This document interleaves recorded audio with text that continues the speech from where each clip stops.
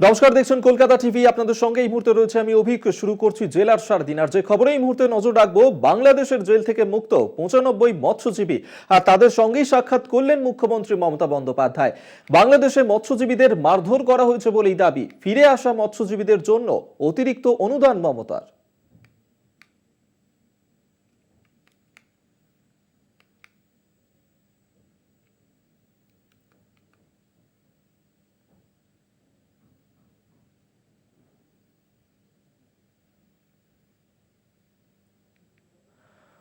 আপনাদেরকে সেই খবর দেখাবো, তবে আপনাদেরকে জানিয়ে রাখবো যেখানে বাংলাদেশের জেল থেকে মুক্তি পেয়েছেন 95 জন মৎস্যজীবী এবং তাদের সঙ্গে সাক্ষাৎ করেছেন মুখ্যমন্ত্রী মমতা বন্দ্যোপাধ্যায়।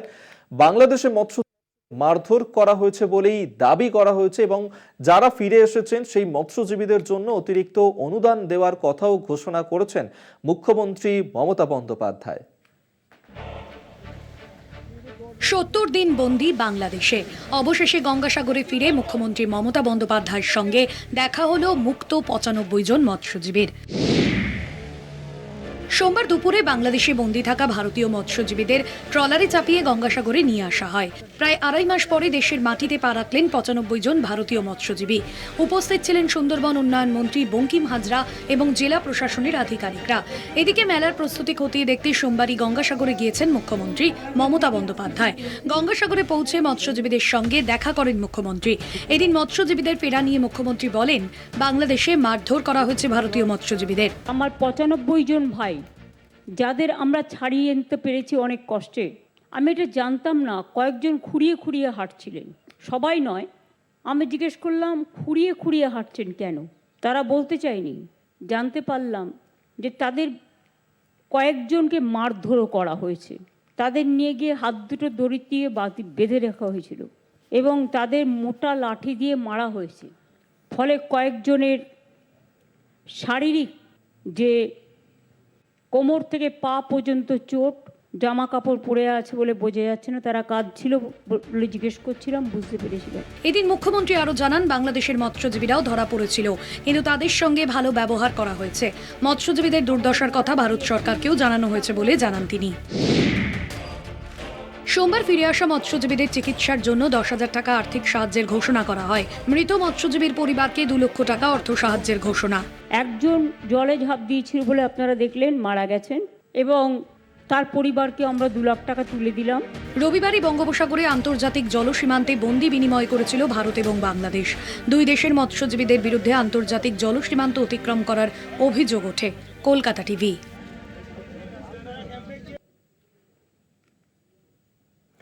কপিলমুনির মন্দিরের সামনে ব্রিজের ঘোষণা মুখ্যমন্ত্রী মমতা বন্দ্যোপাধ্যায়ের। আগামী 3 বছরেই সমাপ্ত হবে ব্রিজ তৈরির কাজ। কেন্দ্র টাকা না দেওয়ায় রাজ্যের উদ্যোগেই হচ্ছে ব্রিজ। ফের গঙ্গাসাগরকে জাতীয় মেলা ঘোষণা করার দাবি জানিয়েছেন মুখ্যমন্ত্রী মমতা বন্দ্যোপাধ্যায়। কপিলমুনির মন্দিরের সামনেই তৈরি হবে ব্রিজ। আগামী 3 বছরের মধ্যেই সেই ব্রিজ তৈরির কাজ শেষ হবে। কপিলমুনির আশ্রমে গিয়ে একথাই ঘোষণা করেছেন মুখ্যমন্ত্রী মমতা বন্দ্যোপাধ্যায়। কেন্দ্র নয়, কেন্দ্রের টাকা না দেওয়াতে রাজ্যের উদ্যোগেই তৈরি করা হতে চলেছে এই ব্রিজ বলেই ঘোষণা মুখ্যমন্ত্রী।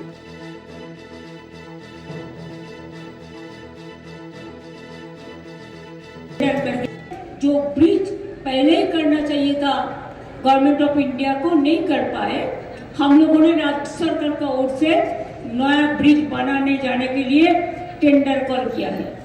कुंभ मेला को हम सम्मान करते हैं, वो भी हमारा देश का नेशनल मेला है, लेकिन उधर में रोड कनेक्शन है और इधर में एक एक आदमी को पानी पकड़ के पानी से आने पड़ते हैं, बहुत मुश्किल से। पहले गंगासागर में कुछ नहीं था, हमारा सरकार आने का बाद हम लोगों ने सब कुछ कर दिया। अभी जिसका जरूरत है एक ब्रिज बनाने का, वो भी हमने टेंडर कर दिया, रुपया भी दे दिया, 3 साल लगेगा बनाने के लिए। कपिलमुनि आश्रम गंगा सागर थोड़ा आगे आ रहा है, ये तो सागर का अंदर का बात है। 3 दफे डूब भी चुका मंदिर, नया मंदिर बनाया, तो इसी के लिए ये लोगों ने गिफ्ट किया है कि इधर में कंक्रीट करने के लिए मंदिर कमेटी। और जो बात है, ये मेला को जातीय मेला घोषणा करने के लिए ये हमारा हक है। ভোটের মুখে কেন্দ্রীয় প্রকল্পের সূচনা করে দিল্লির শাসক আম আদমি পার্টিকে আক্রমণ শানিয়েছেন প্রধানমন্ত্রী নরেন্দ্র মোদী। আপ সুপ্রিমোর দাবি, কেন্দ্রের প্রকল্পের রাজ্যের অংশীদারিত্ব অস্বীকার করে একতরফা প্রচার করছেন মোদী। উন্নয়নে কেন্দ্র রাজ্যের ভূমিকা নিয়ে বিতর্কে তপ্ত হয়ে উঠছে দিল্লির আসন্ন বিধানসভা ভোটের ময়দান। আবাস যোজনা থেকে সড়ক নির্মাণ, স্বাস্থ্য থেকে শিক্ষা, কেন্দ্রের প্রায় সব প্রকল্পে রাজ্যের আর্থিক অবদান থাকে।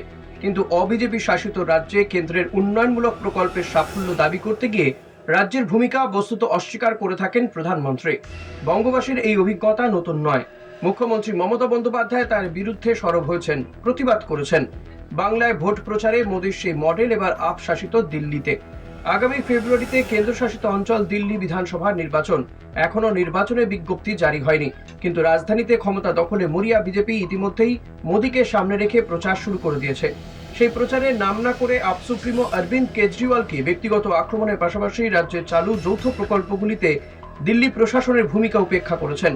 দিল্লির পরিবহন ব্যবস্থা সংস্কারে RRTS প্রকল্পের সূচনা করেন মোদী। কেজরিওয়াল বলেন, দিল্লি প্রশাসন সহযোগিতা না করলে ভোটের আগে এই প্রকল্পের উদ্বোধন করা সম্ভব হতো না। অথচ প্রকল্প রূপায়ণে একতরফা কেন্দ্রীয় সরকারের অবদান নিয়ে প্রচার করলেন প্রধানমন্ত্রী।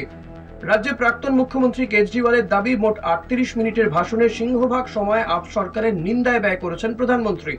বিজেপি ক্ষমতায় এলে দিল্লিতে সমস্ত উন্নয়নমূলক প্রকল্প অব্যাহত থাকবে বলে ঘোষণা করেছেন মোদী। তিনি মনে করেন, আপ যে প্রতিশ্রুতি দিচ্ছে তা তারা পূরণ করতে পারবে না। কেজরিওয়ালের পাল্টা দাবি, প্রধানমন্ত্রী আবাস থেকে শিক্ষা, রেশন সহ যেসব প্রকল্পের প্রসঙ্গ উল্লেখ করেছেন তাতে রাজ্যেরও আর্থিক অংশীদারিত্ব রয়েছে। অথচ প্রধানমন্ত্রী সে নির্বাচিত সরকারের ভূমিকাকেই অস্বীকার করে চলেছেন। সামাজিক প্রকল্পের সাফল্য নিয়ে কেন্দ্রের একতরফা কৃতিত্ব দাবিকে নস্যাৎ করে দিয়েছেন কেজরিওয়াল। কৃতিত্ব জাহিরে কেন্দ্র ও রাজ্যের দুই শাসকের বিরোধ ঘিরে ভোট প্রচারে সরগরম দিল্লি। কলকাতা টিভি। বিজাপুরে পুলিশের গাড়িতে আইডি বিস্ফোরণের ঘটনা, আর সেই ঘটনাতে চালক সহ 9 জন জওয়ানের মৃত্যু হয়েছে, আহত হয়েছেন বেশ কয়েকজন। কুতরু বেদ্র রোডে সেখানে যে ভয়াবহ বিস্ফোরণের ঘটনা, যেভাবে ক্ষতিগ্রস্ত হয়েছে নিরাপত্তা বাহিনীর গাড়ি এবং 9 জনের মৃত্যু হয়েছে, যার মধ্যে 8 জন জওয়ান রয়েছেন, একজন চালক রয়েছেন তার মধ্যে, এবং সেই আইডি বিস্ফোরণের যে ভয়াবহতা, যে তীব্রতা, সেই ছবি এই মুহূর্তে দেখতে পাচ্ছেন। যে গর্ত সেখানে তৈরি হয়েছে, পাশাপাশি নিরাপত্তা বাহিনীর গাড়ি তা ভেঙে চুরমার হয়ে গিয়েছে, একাধিক জায়গাতে ছড়িয়ে ছিটিয়ে পড়েছে গাড়ির একাধিক অংশ। পাশাপাশি যারা জওয়ানরা ছিলেন, যাদের মৃত্যু হয়েছে এই ঘটনাতে, সেই ঘটনাতে ওই জওয়ানদের দেহাংশেরও বিভিন্ন জায়গাতে ছড়িয়ে ছিটিয়ে পড়েছে। এক্সক্লুসিভ সেই খবর এই মুহূর্তে দেখাচ্ছি আপনাদেরকে কলকাতা টিভিতে।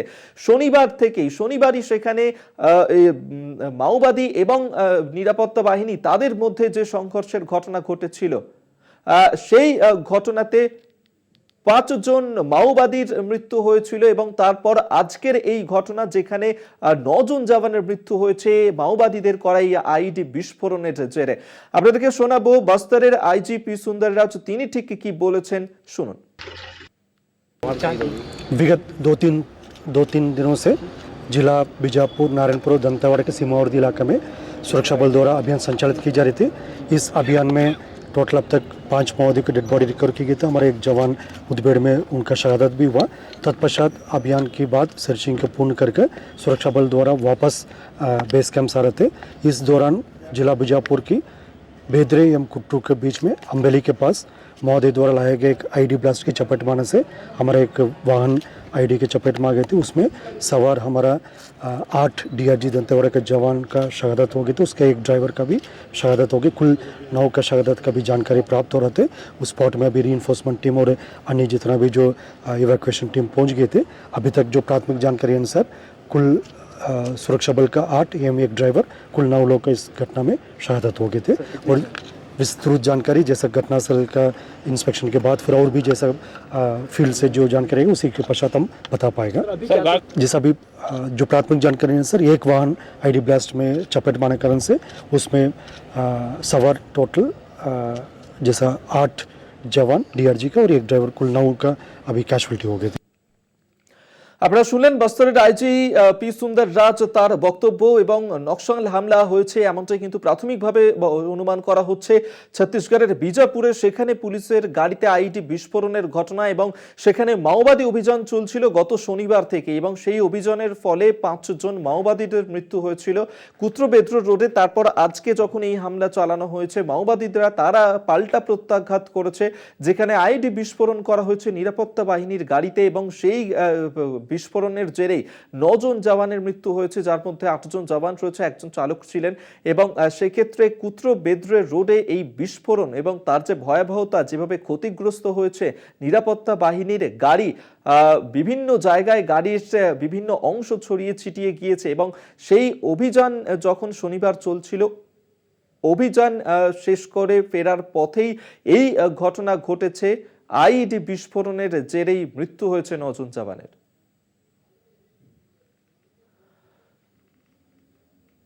নকশাল হামলা বলেই প্রাথমিকভাবে সন্দেহ করা হচ্ছে। কুত্রবেদ্র রোডে সেখানে বিস্ফোরণে ক্ষতিগ্রস্ত হয়েছে নিরাপত্তা বাহিনীর গাড়ি। সেই ছবি এই মুহূর্তে দেখাচ্ছি আপনাদেরকে, দেখতে পাচ্ছেন কিভাবে গাছের ওপরে উঠে গিয়েছে গাড়ির একাংশ। সেই ছবি দেখছেন, বিস্ফোরণেরই এতটাই ভয়াবহতা।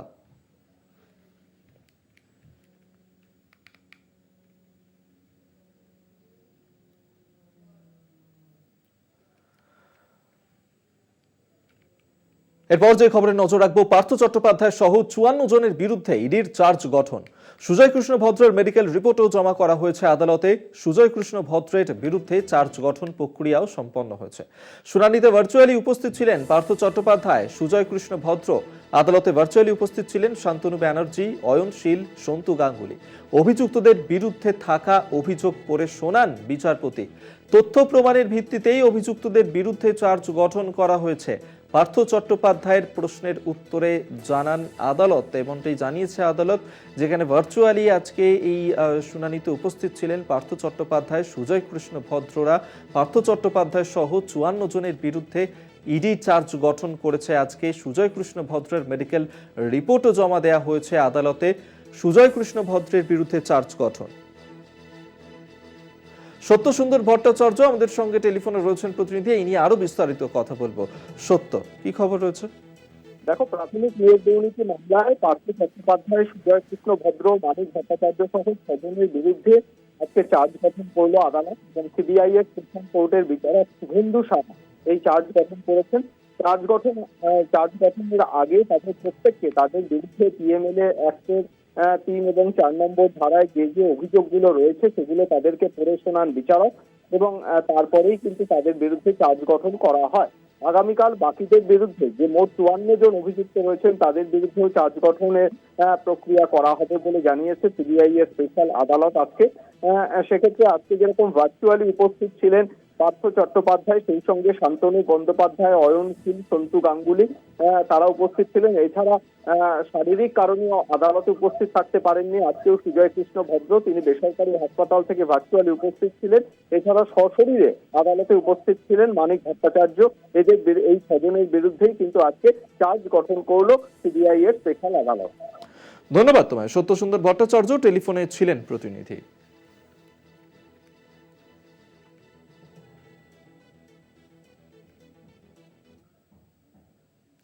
বোমা বিস্ফোরণে জখম হয়েছে 2 শিশু। মালদহের শেরশাহী লক্ষ্মীপুরে এই ঘটনা ঘটেছে। সেখানেই বোমা বিস্ফোরণ, আর সেই বোমা বিস্ফোরণের জেরেই 2 জন শিশু জখম হয়েছে মালদহে। সেখানে এই ঘটনা, আহত 2 জন শিশু, তাদেরকে মালদহ মেডিকেল কলেজ হাসপাতালে ভর্তি করা হয়েছে। আর বিস্ফোরণের ছবি ধরা পড়েছে সিসিটিভিতে। আপনাদেরকে জানিয়ে রাখবো, বোমা বিস্ফোরণেই জখম হয়েছে 2 জন শিশু। বোমা বিস্ফোরণে জখম হয়েছে 2 শিশু মালদহের শেরশাহী লক্ষ্মীপুরে, সেখানে এই ঘটনা ঘটেছে এবং ইতিমধ্যে সিসিটিভি ফুটেজে সেই বিস্ফোরণের ছবি দেখা গিয়েছে। আহত 2 শিশুকেই মালদা মেডিকেল কলেজ হাসপাতালে সেখানে ভর্তি করা হয়েছে। বিস্ফোরণের ছবি ধরা পড়েছে সিসিটিভি ফুটেজে। বোমা বিস্ফোরণ, কি কারণে বোমাগুলো সেখানে রাখা ছিল এবং কারা এই ঘটনা ঘটালো তা নিয়ে ইতিমধ্যেই তদন্ত শুরু করেছে পুলিশ। মালদহের শেরশাহী লক্ষ্মীপুরের এই ঘটনা।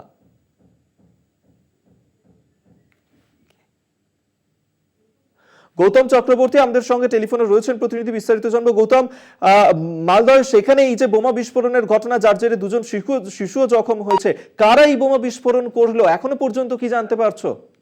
দেখো, কালিয়াচকটা কিন্তু বরাবরই উত্তপ্ত এলাকা হিসেবে আমাদের এই জেলার মধ্যে পরিচিত, এবং এখানে ভারত বাংলাদেশ সীমান্ত রয়েছে, এবং কালিয়াচকে এর আগেও কিন্তু অস্ত্র কারখানা উদ্ধার হয়েছে, প্রচুর বোমা পুলিশ উদ্ধার করেছিল। সবসময় কিন্তু একটা গোলমাল লেগেই থাকে। হয়তো পুলিশ মনে করছে যে এখানে দুই গোষ্ঠীর মধ্যে যে সংঘর্ষ মাঝে মধ্যে লেগে থাকে, তারাই বোমা মজুত করে ওই জায়গাটায় রেখেছিল। এবং এর এই যে বাচ্চাগুলো যখন বোমা পায়, সেই সময় কিন্তু বোমা ওই এলাকাতে পড়েছিল, এবং তারা বল ভেবে বোমা তুলে এবং তুলে মাটিতে, রাবারের বল ভেবে মাটিতে আছাড় দিতেই আমরা দেখলাম যে বোমাটা ফেটে যায় এবং দুজন গুরুতর জখম হয়। তাদেরকে মালদা মেডিকেল কলেজ হাসপাতালে নিয়ে আসা হয়েছে। এই ঘটনায় একে অপরের বিরুদ্ধে রাজনৈতিক চাপানোতরও ইতিমধ্যে শুরু হয়েছে। তুমি জানো অভিক যে এই দিন চারেক আগেই প্রচুর অস্ত্র নিয়ে, আগ্নেয়াস্ত্র নিয়ে দুলাল সরকার, ইংরেজবাজার পৌরসভার কাউন্সিলর তথা সহসভাপতি তৃণমূলের, তাকেও গুলি করে হত্যা করা হয়েছে। প্রচুর অস্ত্রশস্ত্র, বোমা মজুদ, এইসব নিয়ে কিন্তু একটা প্রশ্ন তুলেছে বিরোধীরা যে আইন শৃঙ্খলার অবনতি এই জেলায় হয়েছে। কিন্তু রাজ্য তৃণমূল কংগ্রেসের সম্পাদক কৃষ্ণেন্দু নারায়ণ চৌধুরী বলেছেন যে যেহেতু বাংলাদেশ বর্ডার লাগোয়া এই জায়গা কালিয়াচক, এবং বাংলাদেশ থেকে এই সমস্ত অস্ত্রশস্ত্র বোমা আনলেও আনতে পারে, এখানে বিএসএফ কেও খতিয়ে দেখতে হবে পুলিশের পাশাপাশি যে অস্ত্র আসছে কোত্থেকে। অভিক,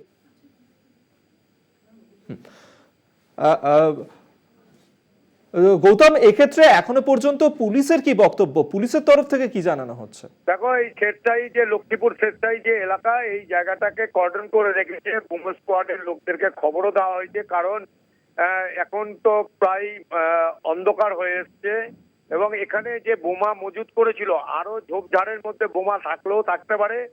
সেই জন্য পুলিশ কিন্তু জায়গাটাকে কর্ডন করে ঘিরে রেখেছে, যে ওইখানে কাউকে যেতেও দেওয়া হচ্ছে না, গ্রামের লোকজনদেরকে হাঁটতেও বারণ করা হয়েছে।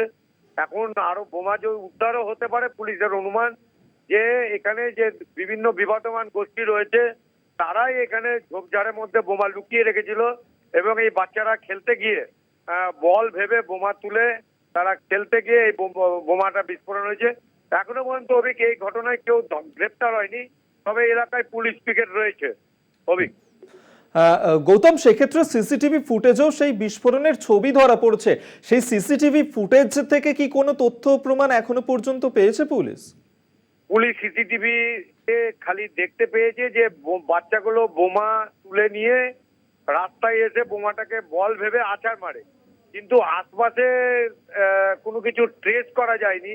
এখন হয়তো কারা বোমা ওখানে ফেলে গেছিল, যে সিসিটিভি লাগানো রয়েছে সেটা পুলিশ খতিয়ে দেখবে, এবং পুলিশ সেটা করছে যে এই বোমা কারা মজুত করেছিল। নিশ্চয়ই সিসিটিভিতে তাদের ছবিও ধরা পড়তে পারে, কারণ বোমাটা যেখান থেকে কুড়িয়েছে বাচ্চাগুলো সেই এলাকাতেই বোমা কিন্তু রাখা ছিল, ফলে কারা রেখেছে সেই সূত্র ধরে পুলিশ তদন্ত করছে। ধন্যবাদ তোমায় গৌতম চক্রবর্তী, আমাদের সঙ্গে টেলিফোনে ছিলেন প্রতিনিধি। সেই সিসিটিভি ফুটেজ এই মুহূর্তে তুলে ধরছে আপনাদের সামনে। মালদার শেরশাহী লক্ষ্মীপুরে যে ঘটনা ঘটেছে দেখতে পাচ্ছেন, সেখানে বাচ্চারা তারা সেখানে সাইকেল নিয়ে আসে এবং সেখানে হঠাৎ করে এই বিস্ফোরণ হয়। সার্কেল করে দেখাচ্ছি আপনাদেরকে, এবং সেখানেই এই যে বিস্ফোরণ, সেই বিস্ফোরণের জেরে দুজন শিশু তারা আহত হয়েছে এবং তাদেরকে জখম অবস্থায় হাসপাতালে নিয়ে যাওয়া হয়েছে, সেখানে চিকিৎসাধীন রয়েছে তারা। কারা এই বিস্ফোরণের সঙ্গে জড়িত রয়েছে ইতিমধ্যে ঘটনার তদন্ত শুরু করেছে পুলিশ, তবে এখনো পর্যন্ত কাউকে গ্রেফতার করা যায়নি। সেই ছবি এই মুহূর্তে দেখাচ্ছি, সিসিটিভি ফুটেজ, যে সিসিটিভি ফুটেজে পরিষ্কার এই বিস্ফোরণের ছবি ধরা পড়েছে। কলকাতা টিভিতে এক্সক্লুসিভ সেই ফুটেজ এই মুহূর্তে তুলে ধরছে আপনাদের সামনে। দেখতে পাচ্ছেন মালদার শেরশাহী লক্ষ্মীপুরে যেখানে বোমা বিস্ফোরণ হলো, এবং সেই বোমা বিস্ফোরণ ওই দুটি শিশু সেখানে উপস্থিত ছিল, এবং সেই সময়ই এই বিস্ফোরণের ঘটনা ঘটে। সেই ছবি এই মুহূর্তে দেখাচ্ছি আপনাদের সামনে, তুলে ধরছি সেই সিসিটিভি ফুটেজ, সেই মুহূর্তে সিসিটিভি ফুটেজ এক্সক্লুসিভ দেখতে পাচ্ছেন এই মুহূর্তে কলকাতা টিভিতে। ঘটনার তদন্ত ইতিমধ্যেই শুরু করেছে পুলিশ। সেই ছবি আরো একবার তুলে ধরছি, যেখানে দেখতে পাচ্ছেন ওই শিশুরা তারা ওখানে যায় এবং সেখানে বল ভেবে সেই বোমাগুলোকে তুলতে যায়, এবং সেই সময় সাইকেল রেখে যখন তারা সেই বোমার কাছাকাছি যায়, সেই সময় হঠাৎ করে এই বিস্ফোরণ হয়, সেই বিস্ফোরণের মুহূর্তের ছবি এই মুহূর্তে দেখছেন। এবং ইতিমধ্যেই এই ঘটনার তদন্ত শুরু হয়েছে, যদি এখনো পর্যন্ত জানা যায়নি কে বা কারা ওই বোমাগুলো সেখানে রেখেছিল। ঘটনায় কাউকেই গ্রেফতার করা সম্ভব হয়নি, যদিও তদন্ত শুরু করেছে পুলিশ। এই ঘটনার জেরে জখম হয়েছে 2 শিশু, তাদেরকে স্থানীয় হাসপাতালে নিয়ে যাওয়া হয়েছে। সেই সিসিটিভি ফুটেজ আরো একবার দেখাচ্ছি আপনাদের সামনে, কলকাতা টিভিতে এক্সক্লুসিভ। মালদহের শেরশাহী লক্ষ্মীপুরে সেখানেই বোমা বিস্ফোরণের ঘটনা ঘটে।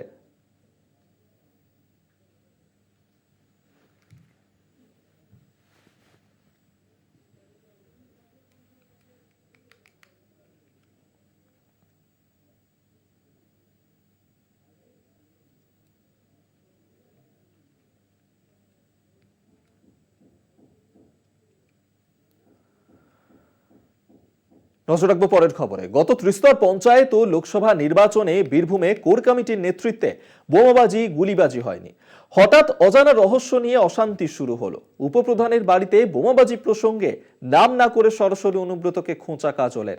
অনুব্রতর উপস্থিতিতে ক্ষমতা খর্ব হওয়ার আশঙ্কা ও লুটের টাকা ভাগাভাগি কটাক্ষ বিজেপির। অনুব্রতর জেল মুক্তির পর গত শনিবার বীরভূমের বোলপুরে বিশ্ব ক্ষুদ্র বাজার আঙিনায় রাজ্য হস্তশিল্প মেলার উদ্বোধনী অনুষ্ঠানে এক মঞ্চে দেখা যায় কাজল কৃষ্ণকে। কাজল অনুব্রতর হাতে হাত রেখে একসঙ্গে প্রদীপ জ্বালিয়ে মেলার উদ্বোধন করেন। 24 ঘন্টা কাটতে না কাটতেই কেষ্ট কাজলের আন্তরিকতার ছবি বদলে গেল দ্বন্দ্বে। বীরভূমে উপপ্রধানের বাড়িতে বোমাবাজি নিয়ে নাম না করে সরাসরি কেষ্টকে দায়ী করলেন কাজল।